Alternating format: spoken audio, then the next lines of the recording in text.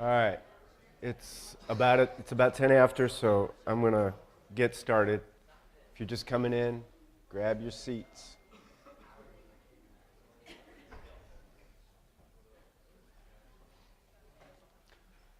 So most of us have, at some point, maybe even this morning, used a device like this one. We put some money into the machine, press a button to select the product we want, wait as it tumbles down a chute, and then remove it from the port at the bottom.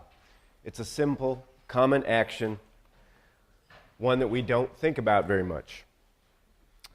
But if you've learned anything this semester, I hope that it's that, for better or for worse, in classes like this one, we think about the things that we don't usually think about. And we think about them differently. So in this case, I want to use this simple action of getting a Coke out of a Coke machine as a way to ease into the topic of values in the sports machine. So let me break it down this way. First of all, the Coke machine is a delivery device. It delivers a Coke. But I want you to see also that the Coke itself is a delivery device. It delivers pleasure. It could be the pleasure of sweetness, or refreshment, or alertness, or all of these things and others. Regardless, in this way, the Coke machine itself functions as a device, delivering to you a particular pleasure that you desire. Second, I want you to see that the Coke machine also serves as a kind of mirror, reflecting your values back to you. You invested $1, let's say, into it in exchange for the pleasure you desired. That dollar, in this case, is an expression of the fact that you value the pleasure you get from the Coke. So the transaction tells you that you value pleasure. Or to put it in a slightly different way, that pleasure is one of your values.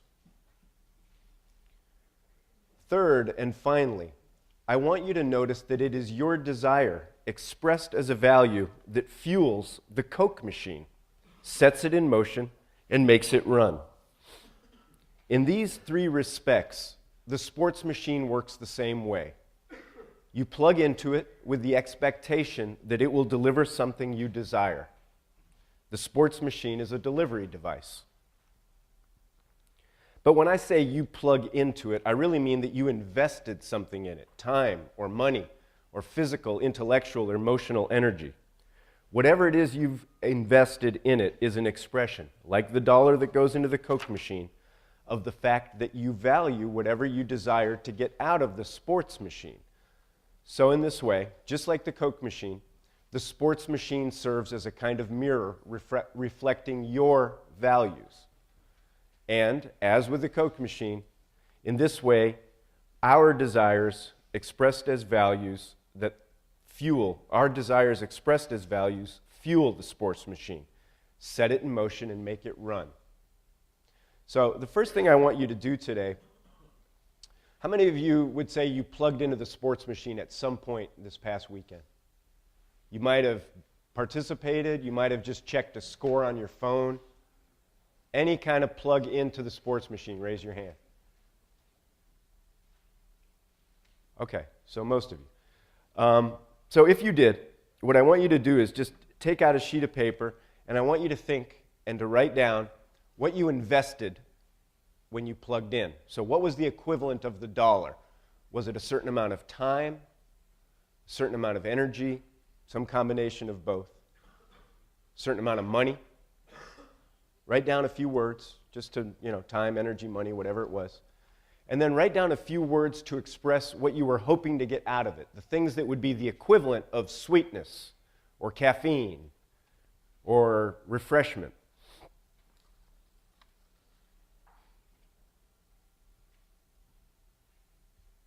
You're going to come back to that list in a couple minutes, so I want you to make sure you get something down.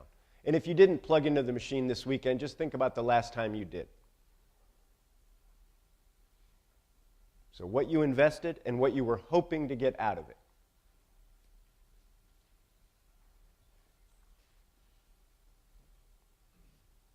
So when you look at the words that you wrote to express what you were hoping to get out of it, you're looking at a list of your values.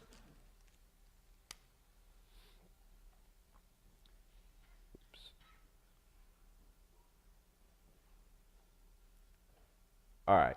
Now, a Coke machine doesn't just spring up out of nowhere every time you crave a Coke.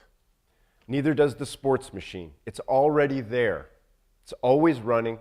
It's waiting for you, built by the choices and actions of countless individuals, groups, institutions, and corporations that have come before us, each of them making choices and actions expressing some value, and each choice and action vying with others to make the sports machine fulfill someone's desire or express someone's particular set of values. The sports machine has been there for hundreds of years, but it hasn't been the same for all those years, as you know, nor is it the same everywhere we might encounter it. It's changing in big and small ways all the time, every second, as people bring their values to it and try to get something out of it, or tinker with it to make it work better for them. It's a complicated enough machine in the present, and it's all the more complicated because of a long and complicated past that still affects its operation in the present. So this history and complexity is why the sports machine seems to deliver some of the things we value very regularly and reliably, and some other things we value only very inconsistently and erratically. It's also why sometimes its ability to deliver one thing we value seems to compromise or conflict with its ability to deliver others. And finally, it's why so many people have so many different opinions about the value of sports. I told you the first week, at least I think I did, that one of the reasons I have for using the metaphor of a machine to talk about sports is that it gives me a kind of concrete, practical action metaphor. I can think about that machine the way I think about any other. If it's working perfectly for me, no problem. I leave it alone, I get in, and I go. But if it isn't delivering what I want, what I value, or if it's delivering some things that I really don't want, that I don't value, or that go against my values, then I can troubleshoot it and think about how to change it, or at least how to change my way of using it. So I want you to go back to the sports machine and to think about the words you just wrote down. And I want you to ask yourself if the sports machine worked for you. Did it deliver what you wanted, what you valued? And even if it did, can you think of anything else it delivered that you don't want? Exhaustion, maybe? Sadness? Homesickness? Anger? Exploitation? Write down a few words to just signal what you might see as inefficiencies or nasty byproducts of the sports machine as you've experienced it.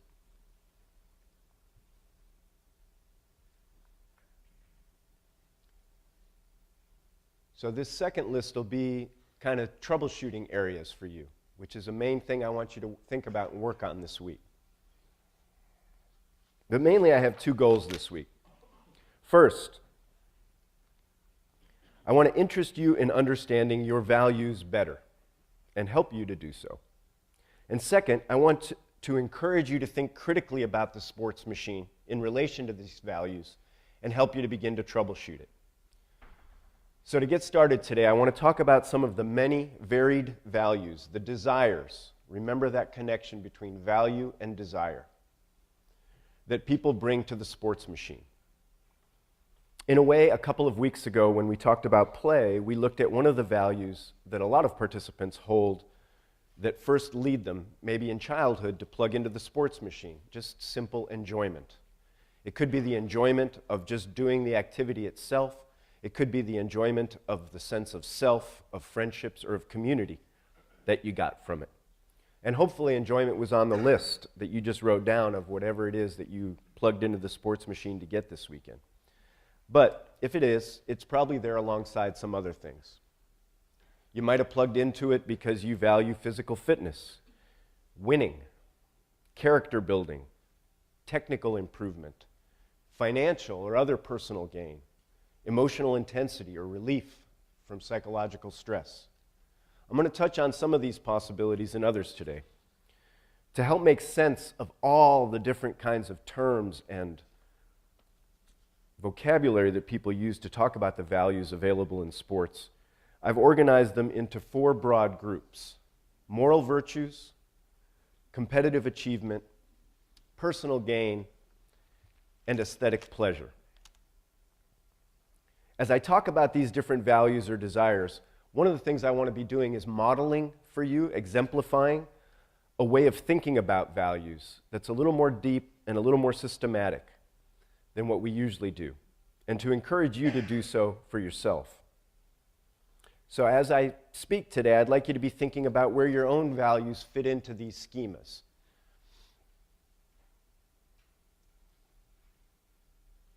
It may help you to see where certain accepted values mesh or don't with your own, or with your own experience of the sports machine, and hopefully that'll get you thinking this week about how to fix it. Sports build character. For those of us who have spent most of our lives hooked up to the sports machine, this statement just seems like a simple fact. It's like saying the earth revolves around the sun. It's not a matter of opinion, and it's not really subject to debate. At the very most, we might modify it to say, as the cliche goes today, that sports don't build character, they reveal character. But really, it's basically saying the same thing, that sports have an essential link to moral virtue. Developing our moral virtue may not be the reason that as children we first begin to toss a ball around or join a team. But our parents may have signed us up not only so that we would have fun, but because they believed that playing sports would foster certain personality traits in us that they considered moral virtues. Perhaps our coaches on those teams emphasized those traits. And many of us who first participated in sports for other reasons found over time that they seemed to be right.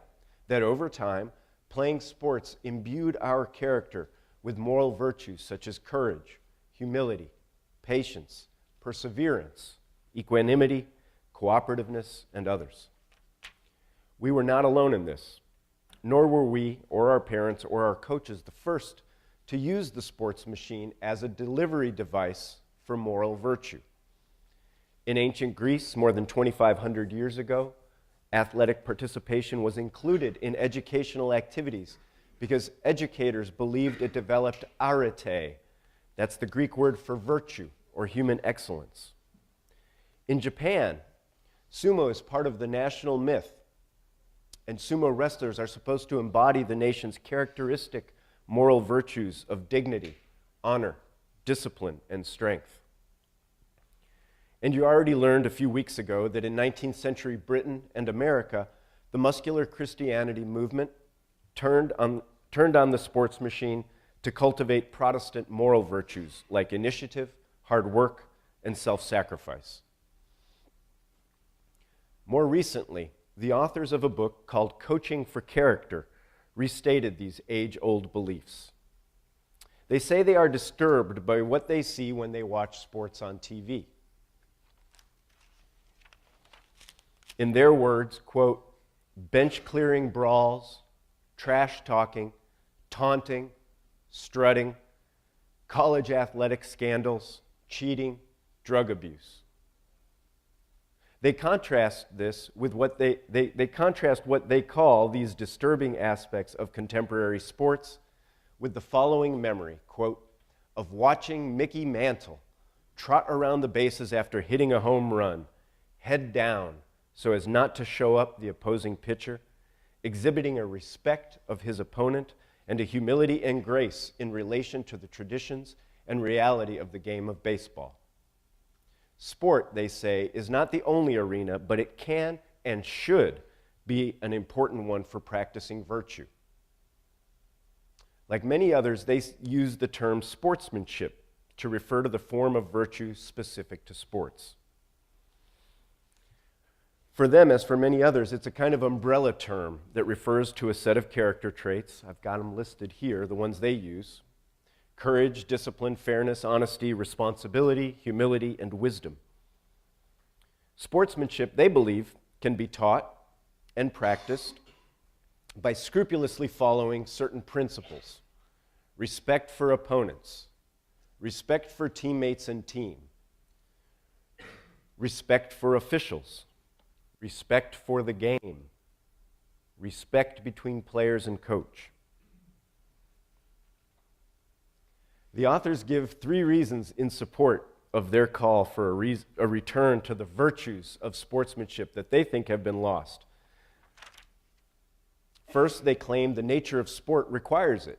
Sport is a rule-governed, competitive, athletic play, and without sportsmanship, they say, sport would no longer be sport.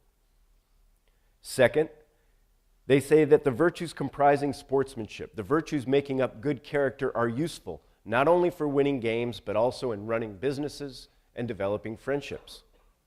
Finally, though, their most important reason is that sportsmanship should be cultivated because it is good for its own sake. So, the traits comprising sportsmanship, all of these, they seem pretty desirable to me. I try to cultivate them in myself. I seek them out in my personal relationships. And I would hope that most of you can exhibit them as students. And I'm sure that they are important to you as well. I can see it from the looks on your faces as I'm going through this.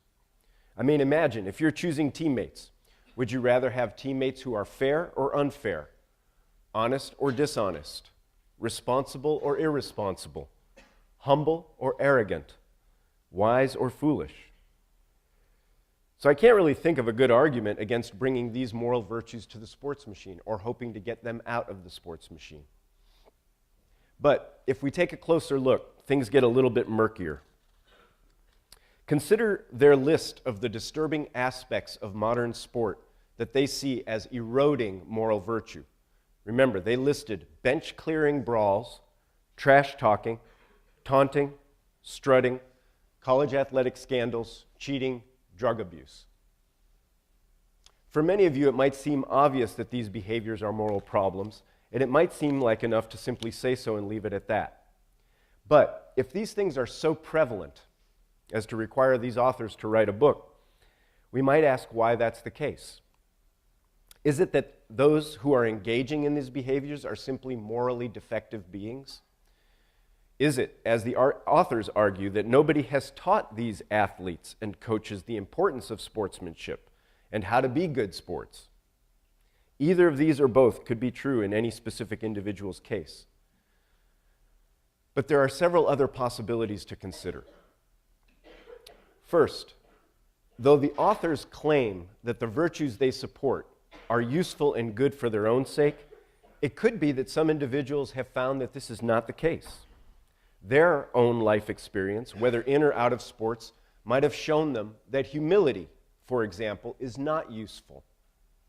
In technical terms, we would say that maybe these moral virtues are not universal.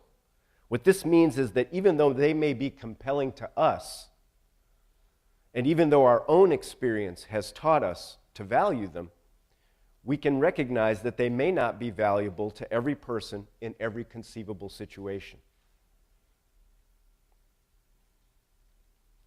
It could also be, for example, that some of the behaviors the authors lament, and you should notice that their list, bench-clearing brawls, trash-talking, taunting, strutting, college athletic scandals, cheating, and doping, are a kind of strange set. They're not all the same kind of behavior. So it could be that some of the behaviors that they complain about do not actually express what they believe they express. Take trash talking. The authors seem to criticize trash talking as showing a lack of humility and a lack of respect for opponents. Maybe.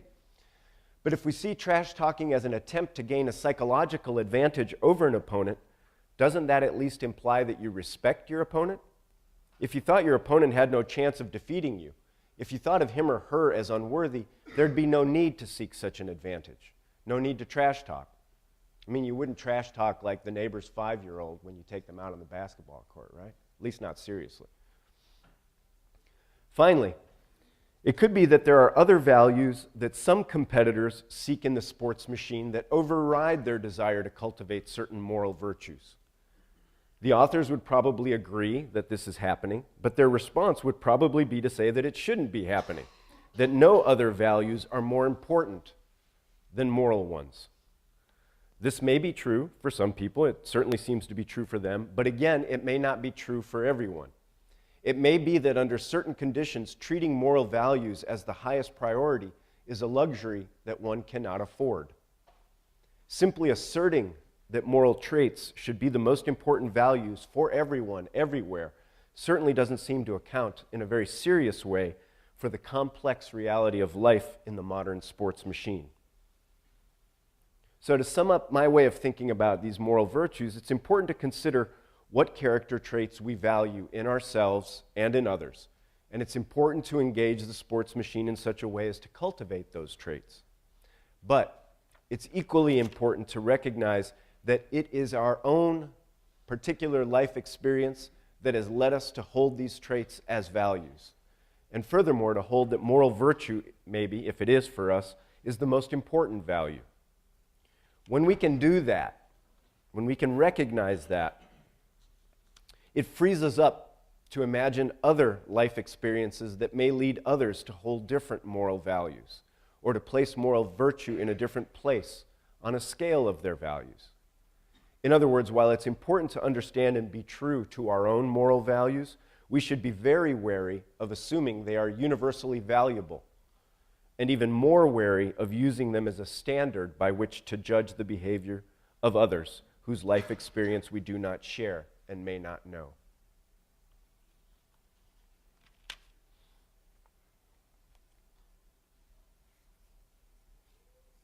All right, so I mentioned a moment ago that the cultivation of moral virtue could sometimes come into conflict, or at least be in tension, with other values held by those who have plugged into the sports machine.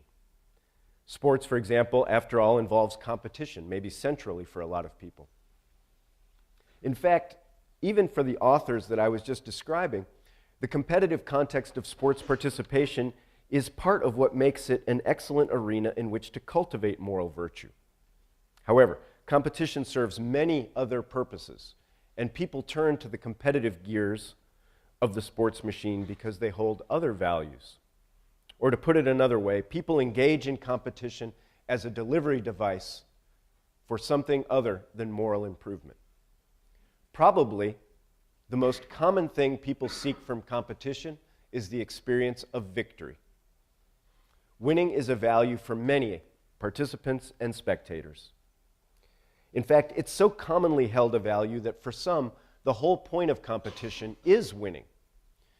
Vince Lombardi famously said, "Winning isn't everything, it's the only thing." And the entire racing career of fictional Ricky Bobby in Talladega Nights is driven by the haunting words of his absent father: "If you ain't first, you're last." Athletes, coaches, and fans, even journalists, disdainfully reject the idea of moral victories, that is, losses in which they have shown great effort or improvement or some other moral quality. But despite this prevalent attachment to winning, we know that winning is only one form that achievement can take, and only one of the positive outcomes of competition. The desire to win can unlock all kinds of other experiences that we value for their own sake and for what they can contribute to our lives outside the sports machine.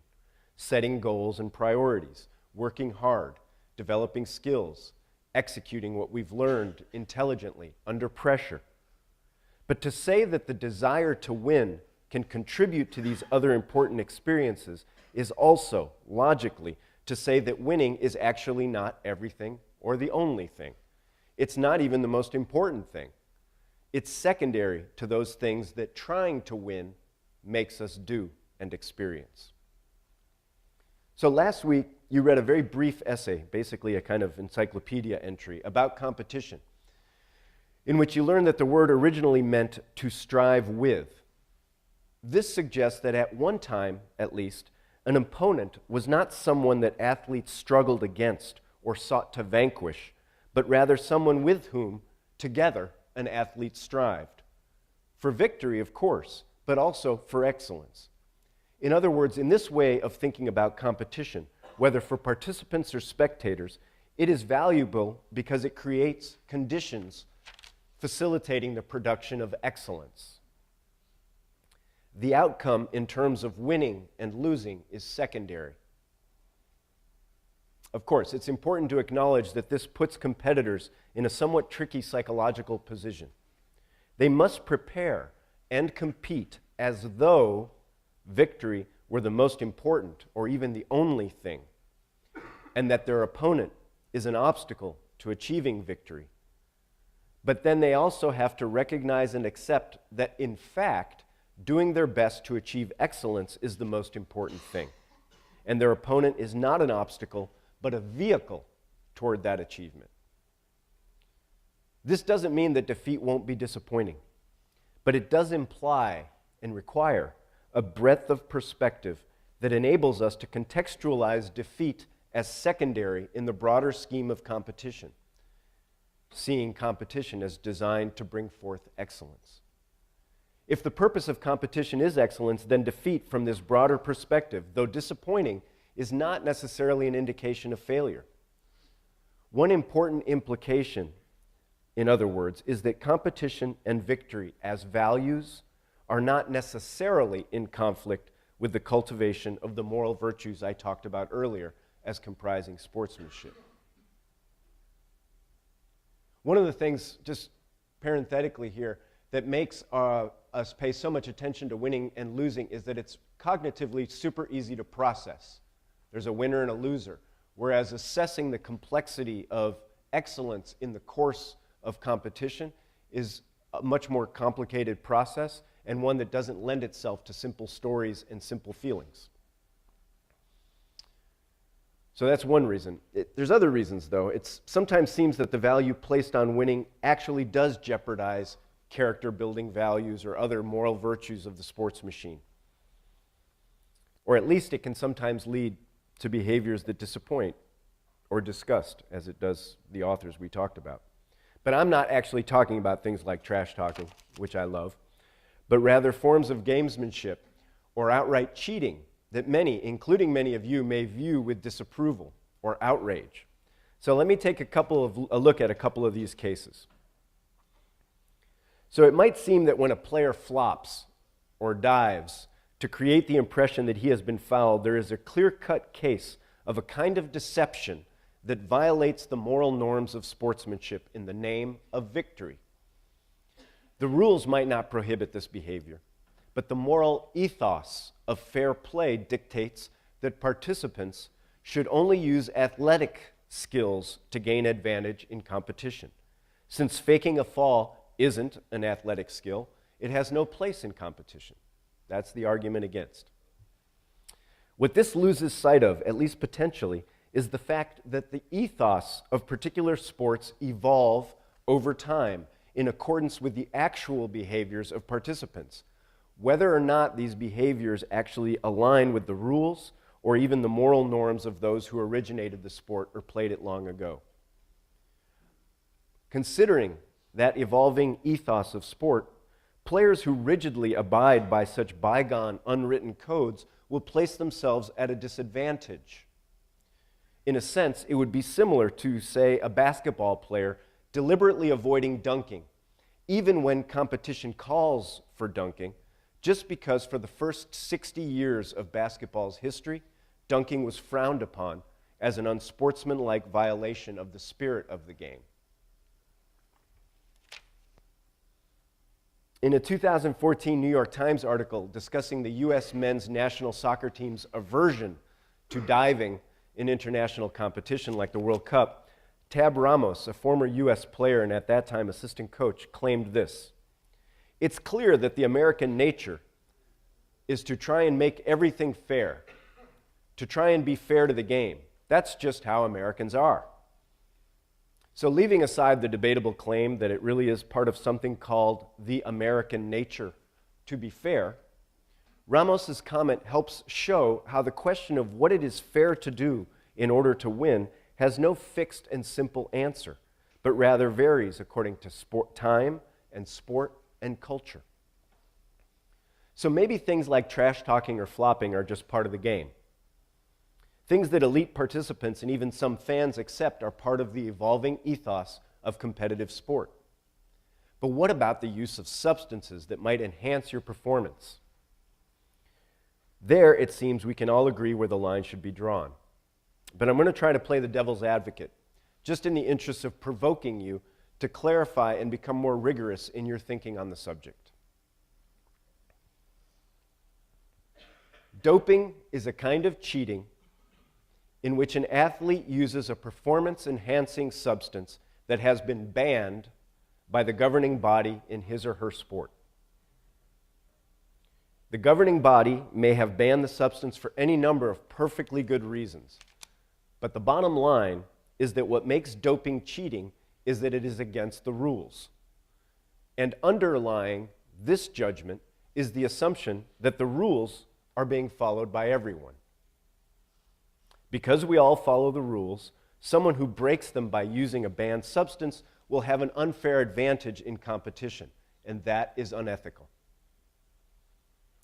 So leave aside for the moment what appears to be an extremely shaky foundation of this argument, the assumption that everyone is following these rules. Leave that aside. Even if that's true, the anti-doping position sets its sight on only one narrow area of performance-enhancing technology: substances. If those who hold that doping regulations should be in place and strictly enforced are truly concerned about fairness, why then do they not ban the use of other forms of performing-enhancing technologies that are not equally available to all competitors?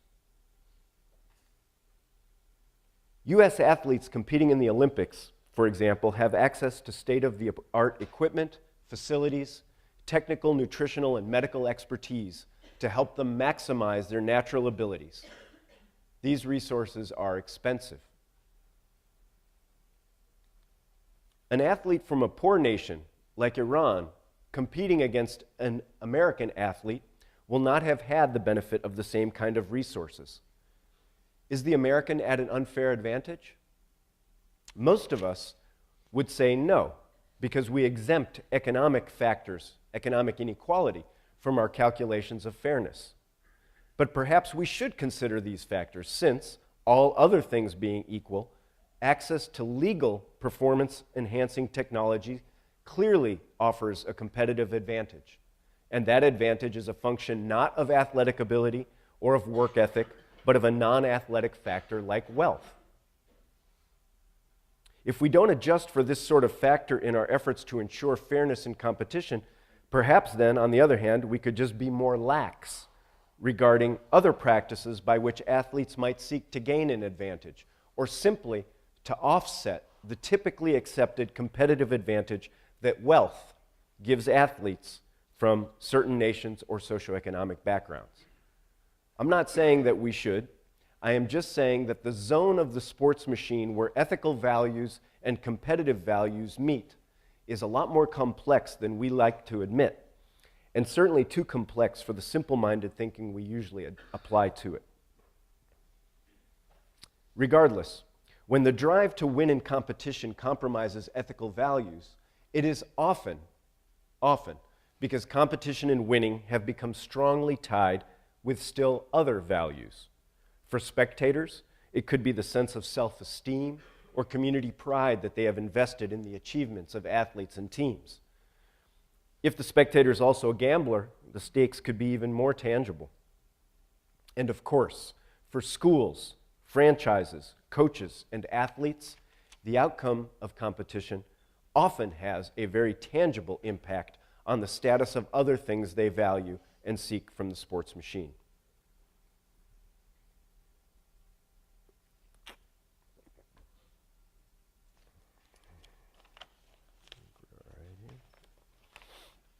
So I don't want to spend too much time talking about economic value in sports because we're going to spend a whole week discussing markets in just a couple weeks after break.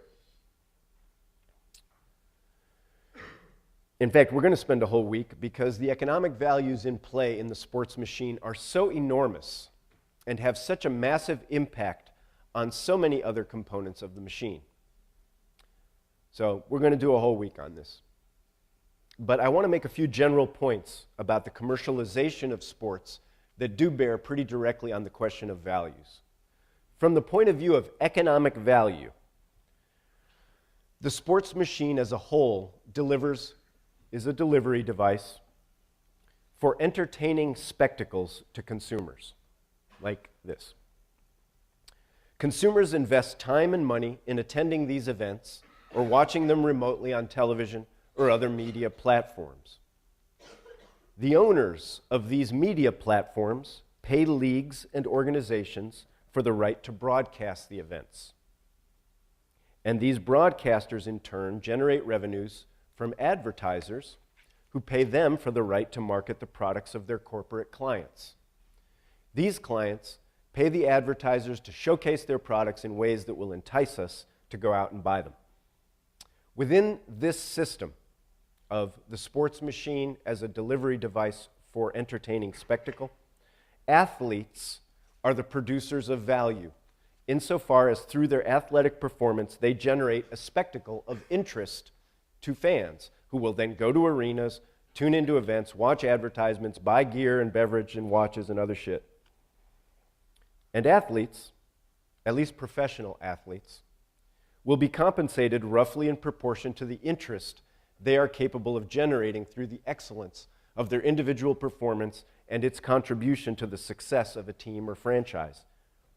In other words, the greater the competitive success an athlete has, the greater the financial rewards they can expect to derive from the sports machine. Then, the sports machine will also, partly as a cause and partly as an effect of this connection between success and financial reward, deliver to the athlete widespread visibility, recognition, fame, glory, adulation, which might be things they also want. So from the point of view of the elite athlete, the sports machine can become a device for delivering wealth and fame. And to the degree that these are, or are imagined to be, tied to competitive success, the whole system may incentivize an emphasis on winning, with all the positive and negative consequences that can bring. Of course, this same dynamic can apply to coaches and to others playing supporting roles in the process by which athletes generate spectacles of value to consumers. So while fascinating to some fans and students, the commercial aspects of sports represent to others, especially those interested in the moral value of sports, they represent all that is dysfunctional in the sports machine. And indeed, even for fans with little interest in the moral values of sport, the gigantic riches circulating through the sports machine can become a source of resentment. But here's the main thing to keep in mind, as far as I'm concerned, about the commercial values delivered by the sports machine. They are driven entirely by those of us who are consumers. If we didn't watch the games on television, or buy the jerseys, or go to the arenas and stadiums, the entire structure would collapse. In other words, it is our desire for these spectacles and all the varied experiences that we value in them that fuels, not sports, but the commercialization of sports. The same commercialization of sports that some of these same consumers, anyway, so often decry. This might be good to keep in mind when you hear somebody, a fan, a consumer, complaining about the franchise player holding out for extra money, or the college star speaking out about maybe getting paid from some of the millions the university is taking in through their labor, or the athlete crossing some arbitrary ethical line in pursuit of victory.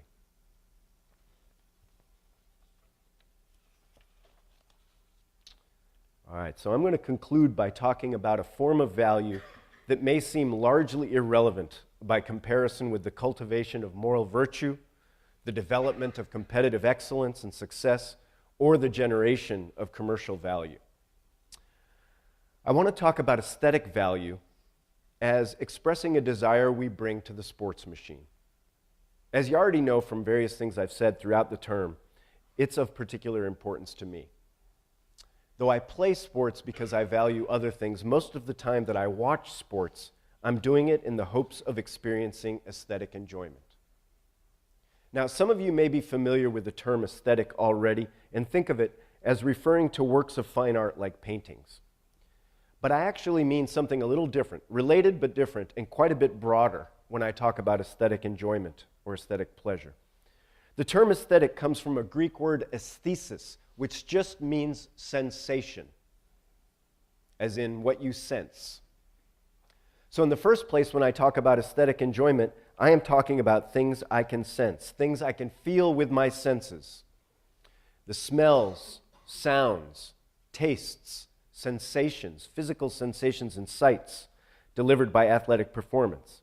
So I'm talking, in a way, about embodiment again, though this time about the spectator's embodiment. We're used to thinking about the emotional value of watching sports, the elation of our team's victory, the thrill of a great play, the heartbreak of a last-second defeat, the tension in the closing moments of a closely contested match. But we're less used to recognizing that all of these emotional states are anchored and indeed first felt in our bodies, a racing of our heartbeat, a tightness in the pit of our stomach, a weight pressing down on our shoulders, or a spring driving us leaping to our feet.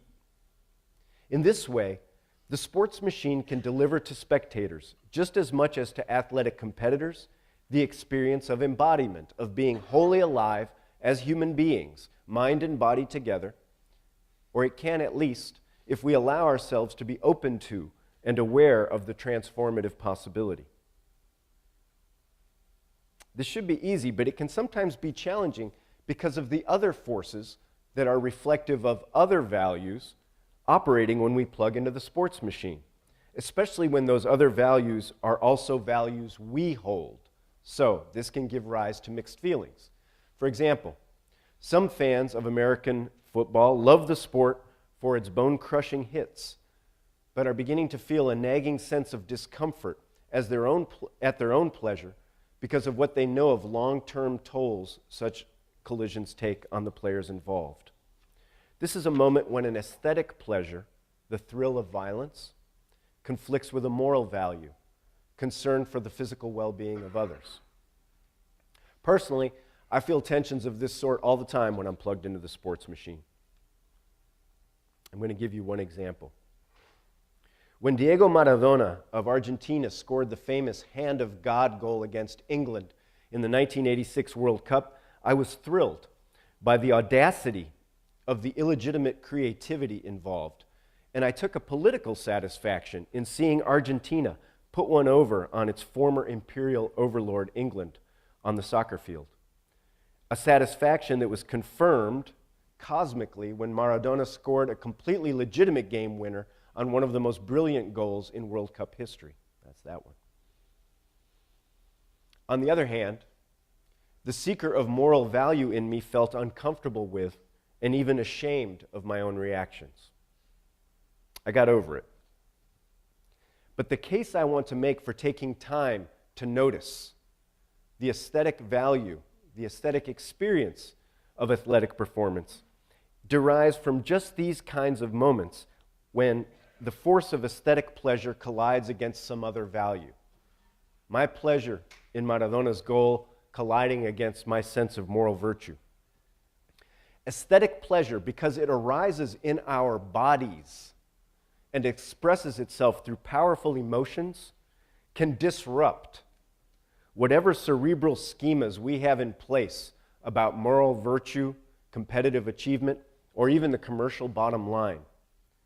In a certain sense, I guess I'm saying that aesthetic experiences can bring us face to face with who we really are and what we really value when we plug into the sports machine, regardless of who we like to think we are or what we like to think we value. And I think that I value that because much of what irritates me about the sports machine is the hypocrisy involved, where individuals heading organizations, for example, might publicly profess to safeguard the moral virtues of a sport while blatantly pursuing financial gain in ways that clearly compromise these moral virtues. Caught in a sports machine that so regularly appears as a spectacle of bad faith and dishonesty, In considering that I hold authenticity and genuineness as a value, I find the bracing force of aesthetic pleasure a refreshing reality check. Some of this we're going to get into again next week, because institutions, as we move into the first of the social lenses, are the places in a certain way that these values get deposited and they kind of condense and congeal and become institutionalized. So we'll take a look at a particular example of that next week when we talk about the NCAA and the values that it supposedly safeguards. All right? Have a good week. Practice.